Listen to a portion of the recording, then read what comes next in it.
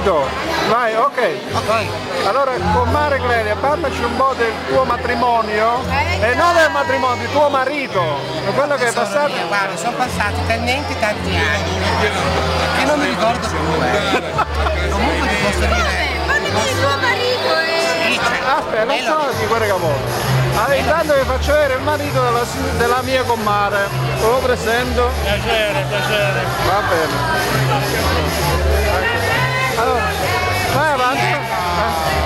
Sono la bellezza di 28 anni sposati, però ci vuole fegato, ci vuole fegato! Vabbè. Ma proprio, No, te lo no. dico come col fegato, guarda. Scusi, c'è un autogramma. Guarda che pascolava qua. E poi, Niente, com'è a così. casa? Parlaci com'è a casa. A casa è Com'è? un sole. È economico, è un E tirchio!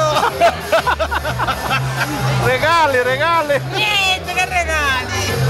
Ma chi l'ha visti mai i regali? E tirchio proprio della dura! Carbone. Carbone. Sono diventato spazzacammini. Va bene. E poi? No, E lavora? Come lavora? Sì, un grande lavoratore. Ma ho sentito dire che vuole partire dalla Svizzera, vuole andare Era a venuto lavorare un in America. funghetto per il cervello. No, mi voglio pensionare. Dove vai? Ma se ne è levato dal cervello. Un po' di aria fresca. Vai a fare la pizza.